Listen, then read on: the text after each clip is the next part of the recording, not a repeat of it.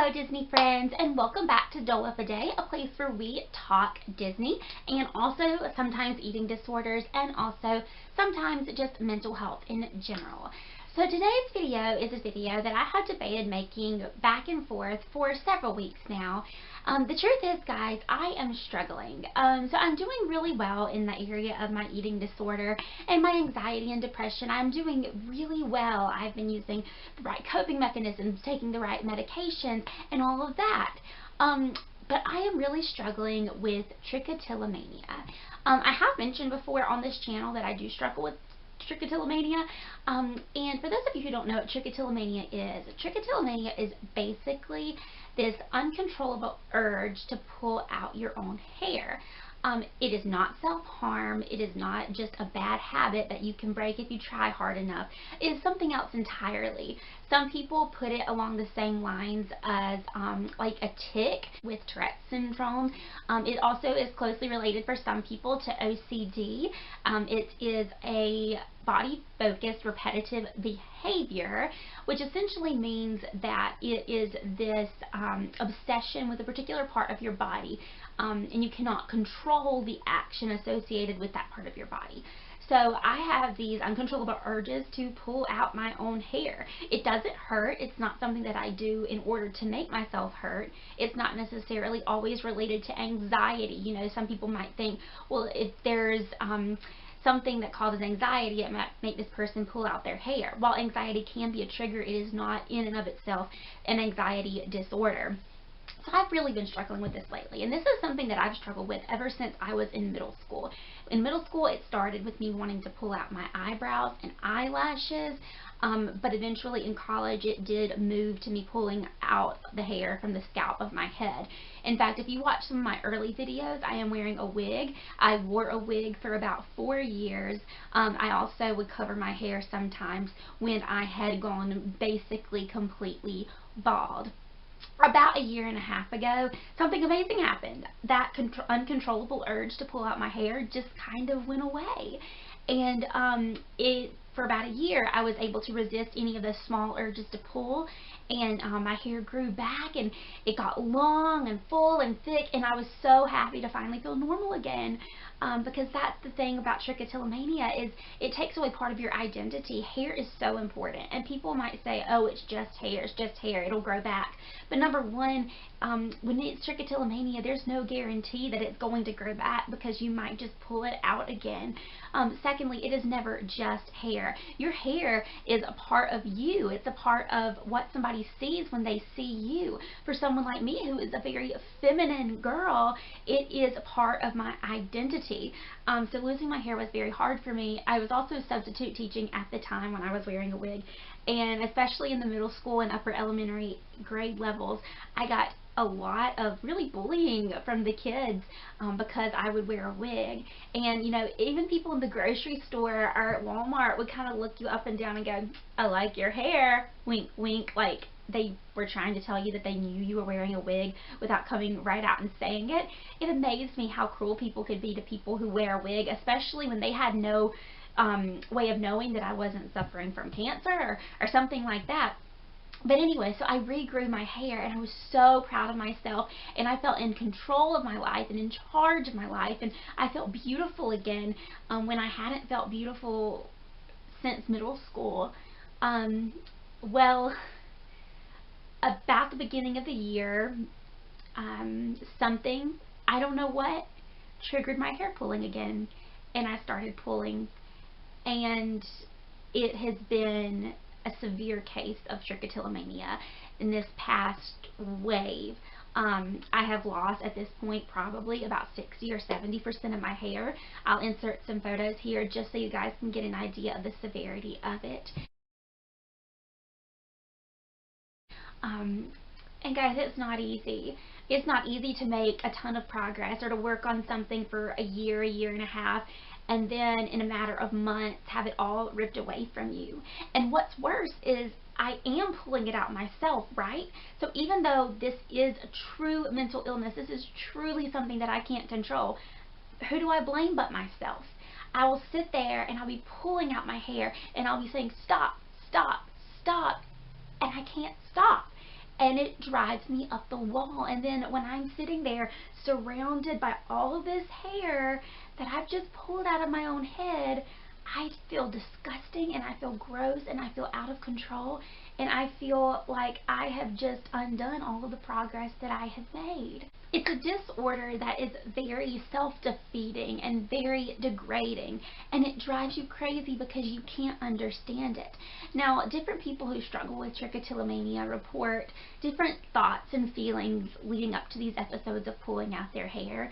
For some people, trichotillomania can be a very unconscious thing. It's something where if they're watching a movie or reading a book or scrolling Facebook, they're just pulling their hair and not noticing it. Kind of like some people might bite their nails or shake their leg. It's something they're very unaware of.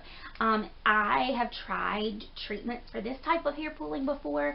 I did have like a bracelet that I think it's called Habit Aware, in case any of you are struggling and wanted to give it a try. And basically what it would do is it would buzz every time my hand went up to pull. But I have a very severe case of trichotillomania, and most of my pulling episodes I am very hyper aware of. I know that I'm pulling out my hair. I'm almost in like a trance. But even though I know I'm doing it, I can't stop it. And I know that doesn't make any sense. Believe me, it doesn't make any sense to me either. I have tried everything under the sun, and that's what's so infuriating about this. I've tried wearing gloves so I can't grab a hold of my hair. I have tried wearing things on my head, but somehow my fingers find their way up to my hair again. It's literally like your hands are these little monsters that have a mind of their own, and they just do the action of pulling out your hair without you willing it to happen. And it's crazy, but it doesn't make you crazy if you have it. It doesn't make you crazy. And that's what I'm trying to say today. It doesn't make me crazy. This is literally just a disorder, some weird little quirk about me that I struggle with. And I want to be honest with you guys and let you know what's going on in my life, especially because these are the kinds of things that I have resolved to talk about on this channel. So it's kind of silly, I guess, but I'm really sad because I was hoping when I went to Disney to have hair for the first time.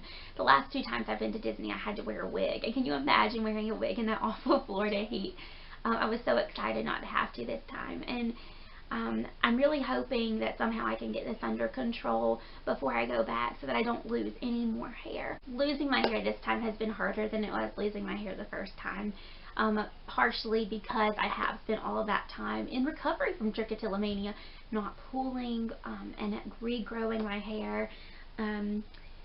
It's very interesting the way trichotillomania works. And for those of you who don't know much about it, I know I've already said that, sorry, this video makes me a little bit nervous because it's very personal. In some ways this is harder to talk about than my eating disorder. But very frequently people who pull out their hair will search their head for like the hairs that feel just right to pull. Usually it's like crinkly hairs or hairs that are thicker or coarser than other hairs. A lot of times you're searching for a hair that will have the root on the end when you pull, so you really like try to get to the hair that has that little root on the end.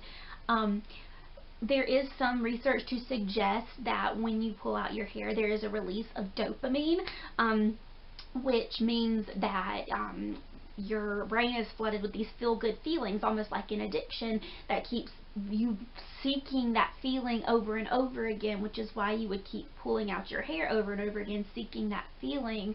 However, I believe if it was just as simple as that, I believe that I have the willpower, that if it was about willpower, that I could have stopped by now.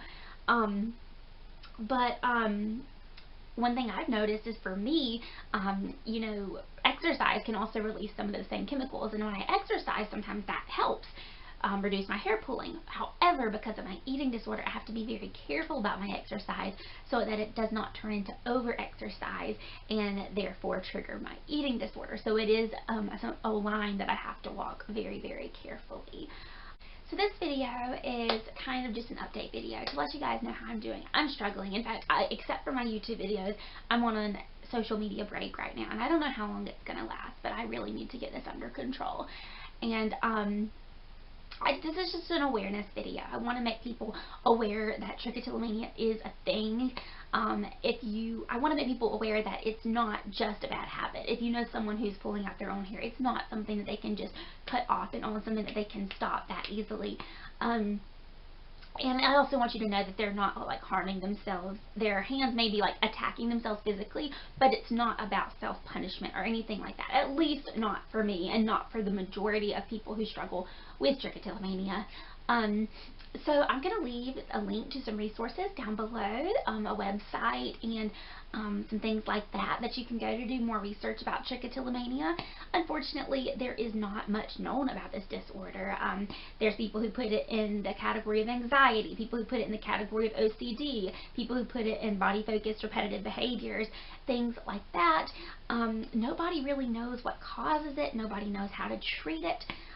It is a mystery, and sometimes I just ask myself, why do I have to be the one to receive the consequences of this mysterious mental illness? But one thing I do know is this, that I don't believe that any of the struggles that I've been through are for nothing. And if somebody has to struggle with it, I'm glad that it's me, because it means that I can be more compassionate to people who may look different, like, you know, they don't have hair, they're missing an arm or a leg, or they have scars or something like that. It means that I can be more compassionate to people like that. It means that I can learn and grow that true beauty, knowing that true beauty is not from what I look like, but is from what's inside. My suffering has helped me grow in ways that I never would have grown without it, and I'm very thankful for that. And it does give me experience that I can speak from for platforms like YouTube, where I can hopefully reach some people who may be struggling with this, who never heard the word trichotillomania, who maybe don't understand why they're pulling out their own hair. If that is you, it's not your fault. I know that people can tell you, just stop pulling, just don't do it, try harder, do you want to look bald? You'll never find a boyfriend if you're bald. Yeah, people say things like that. But if you're a person who's struggling with trichotillomania, those things are not true.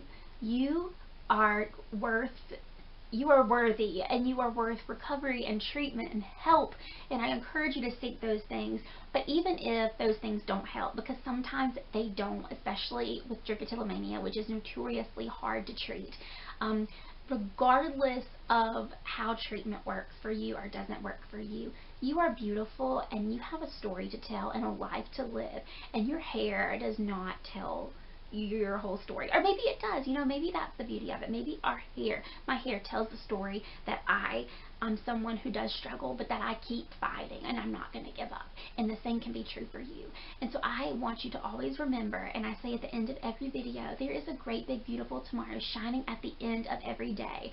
Hair or no hair, you're going to be okay. You're going to make it through. You are valuable. You are worthy. You are loved. Thank you guys for taking the time to listen to this video. See you next time.